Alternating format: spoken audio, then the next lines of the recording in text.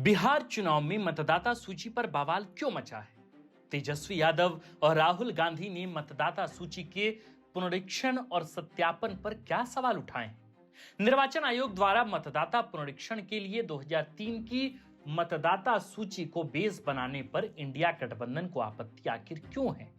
क्यों बिहार चुनाव से पहले जाति, विकास, धर्म, मुख्यमंत्री जैसे तमाम मुद्दे गौण हो गए और मतदाता सूची सबसे ज्वलंत मुद्दा बनकर उभरा है? क्या वाकई केंद्र सरकार के इशारे पर निर्वाचन आयोग मतदाता सूची का पुनरीक्षण कर रहा है ताकि एनडीए को इसका फायदा हो, या ये महज एक स्वाभाविक प्रक्रिया है? ऐसा भी क्या हुआ कि मतदाता सूची पुनरीक्षण को तेजस्वी यादव ने लोकतंत्र पर हमला करार दिया है? क्या वजह है कि इंडिया गठबंधन मतदाता पुनरीक्षण को अपने लिए नुकसान की वजह मान रहा है? इस पूरे विषय पर निर्वाचन आयोग ने क्या कहा है, आपको वह भी बताएंगे। कोशिश करेंगे कि आपके हर एक सवालों का हम सही जवाब दें। नमस्कार, हमारा नाम आकाश आनंद है और आप देखना शुरू कर चुके हैं बिहार की राजनीति का सबसे सटीक, सबसे विस्तृत विश्लेषणात्मक कार्यक्रम, जिसका नाम है सियासी कहानियां।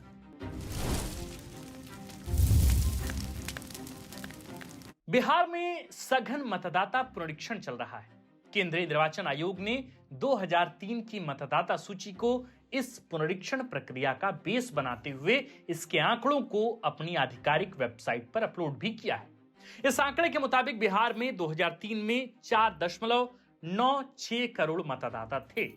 निर्वाचन आयोग ने स्पष्ट किया कि इन 4.96 करोड़ वोटर्स को पुनरीक्षण और सत्यापन के दौरान कोई दस्तावेज नहीं दिखाना होगा।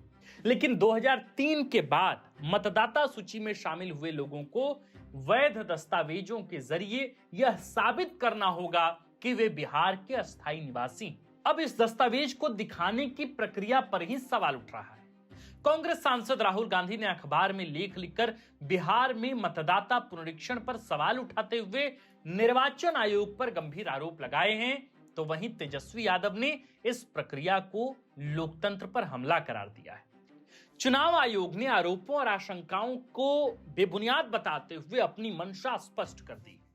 चुनाव आयोग का कहना है कि सघन पुनरीक्षण दरअसल एक निरंतर चलने वाली प्रक्रिया है, प्रोसेस है। आयोग ने कहा कि यह पुनरीक्षण और सत्यापन इसलिए किया जा रहा है ताकि योग्य लोग ही मतदाता सूची में शामिल हो सकें। चुनाव आयोग ने कहा कि यह कोई नई प्रक्रिया तो नहीं है, बल्कि पिछले 75 वर्षों से यह होता आ रहा है। मतदाता पुनरीक्षण और सत्यापन के लिए 2003 के आंकड़ों को बेस बनाने पर भी निर्वाचन आयोग ने अपना पक्ष रखा है।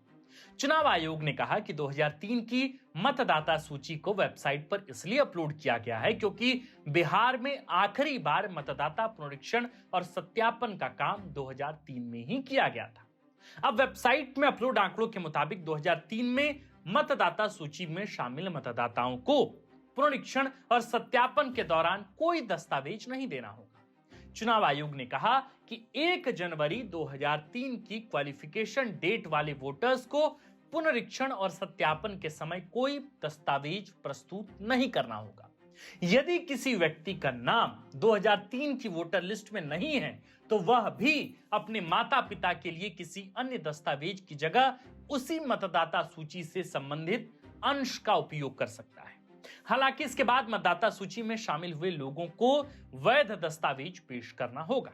दस्तावेज प्रस्तुत करने की इसी बाध्यता की वजह से इंडिया गठबंधन के घटक दलों ने केंद्र सरकार पर बिहार में चुनाव से ऐन पहले मतदाता पुनरीक्षण के बहाने एनआरसी करने का आरोप लगाया है। निर्वाचन आयोग ने अपनी कार्रवाई के लिए लोक प्रतिनिधित्व अधिनियम 1950 की धारा 21(2) क और पंजीकरण नियम 1960 की नियम 25 का हवाला दिया है। चुनाव आयोग का कहना है कि उपरोक्त कानून प्रत्येक चुनाव से पहले मतदाता पुनरीक्षण को अनिवार्य बनाता है। चुनाव आयोग ने कहा है कि वर्षों से वार्षिक और संक्षिप्त पुनरीक्षण के साथ गहन पुनरीक्षण की प्रक्रिया चलती रही। निवास परिवर्तन अथवा मृत्यु की स्थिति में नाम हटाने, 18 साल से अधिक उम्र के लोगों का नाम जोड़ने सहित अन्य कारणों से मतदाता सूची में बदलाव किया जाता है और ऐसे में पुनरीक्षण और सत्यापन जरूरी हो जाता है। इसमें साजिश ढूंढना सही नहीं है।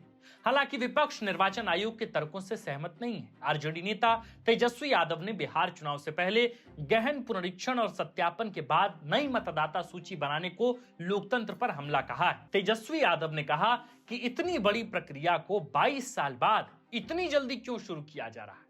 तेजस्वी यादव ने कहा कि 2003 में जब गहन पुनरीक्षण और सत्यापन करके नई मतदाता सूची तैयार की गई थी तो इस प्रक्रिया को पूरा होने में 2 साल लग गए थे, तो अब कुछ ही महीनों में वही काम कैसे होगा। तेजस्वी यादव ने यह भी कहा, या यूं कहें कि अभी पब्लिक मीडिया के सामने कहा है कि 25 दिन में यह पूरी प्रक्रिया पूरी हो जाएगी। यह काफी संदेहास्पद लगता है। तेजस्वी यादव ने आरोप लगाया है कि यह पूरी कवायद वंचित, शोषित, दलित मतदाताओं का नाम वोटर लिस्ट की सूची से हटाने की साजिश है। उन्होंने कहा कि मतदाता पुनरीक्षण का काम बिहार में ही क्यों किया जा रहा है। 60% लोगों को नए सिरे से अपनी नागरिकता साबित करनी पड़ेगी। वहीं बीजेपी का तर्क है कि इससे अवैध बांग्लादेशियों की पहचान होगी जो फ्रॉड करके मतदाता सूची में घुस आए हैं। वे इंडिया गठबंधन का नया वोट बैंक है, इसलिए उनको यानी कि तेजस्वी यादव नीत गठबंधन को, इंडिया गठबंधन को चिंता हो रही है। गौरतलब है कि बिहार चुनाव का ऐलान अक्टूबर-नवंबर महीने में किया जा सकता है। जून का महीना भी बीता और हम जुलाई महीने में प्रवेश कर चुके हैं। 3 महीने में चुनाव की घोषणा हो सकती है। ऐसे में बिहार की सियासत गरमाई हुई है। जातीय जनगणना, मुख्यमंत्री का चेहरा, दलित पॉलिटिक्स, बुनियादी विकास और थर्ड फ्रंट से लेकर तमाम मुद्दे इस बीच गौण हैं और मतदाता पुनरीक्षण हॉट टॉपिक बना हुआ है। इंडिया गठबंधन कह रहा है कि हार के डर से एनडीए वाले नए नए हथकंडे अपना रहे हैं, तो वही एनडीए कह रहा है कि इंडिया गठबंधन वाले संभावित हार से घबराकर पहले ही उसका बहाना ढूंढने में लगे। इतना तो तय है कि धीरे धीरे बिहार की सियासत और दिलचस्प होती जाएगी। नए मुद्दे उभर कर सामने आएंगे, नई दोस्तियां सामने आएंगी। हम आप तक अपडेट लाते रहेंगे। आप यूं ही द फोर्थ पिलर बिहार देखते रहिए। चूंकि आज जब हम ये वीडियो शूट कर रहे हैं तब इसी दौरान यह खबर आई है कि आज खुद ही तेजस्वी यादव ने वरीय नेताओं के साथ फेसबुक लाइव कर पुनरीक्षण कार्यक्रम को लेकर गंभीर सवाल उठाए हैं। ऐसे में जरूरी है कि आप इस पूरे मामले को बेहद आसान भाषा में समझिए, तो हमने आपके लिए यह वीडियो किया है। मुझे उम्मीद है कि इससे जुड़े यानी कि मतदाता पुनरीक्षण और सत्यापन का जो प्रक्रिया चल रहा है बिहार में, उससे आप पूरी तरीके से अपडेट हो चुके होंगे। तमाम चीजें आपको समझ गई होगी और उससे उपजी राजनीति को भी आप समझ गए होंगे। आपको ये वीडियो कैसा लगा हमें कमेंट में लिखकर जरूर बताएं। साथ ही अगर आप बिहार की सियासत के बारे में हर कुछ अपडेट चाहते हैं तो आप हमारे पन्ने को, यूट्यूब चैनल को फोर्थ पिलर बिहार को सब्सक्राइब कर सकते हैं। आप देख रहे थे फोर्थ पिलर बिहार। हमारा नाम आकाश आनंद है, कैमरे के पीछे है मनीष और इस खबर को लिखा है हमारे प्रिय साथी और कंटेंट हेड सुरेश ठाकुर ने। वीडियो को अंत तक देखने के लिए आपका बहुत बहुत शुक्रिया। चैनल को सब्सक्राइब जरूर करें।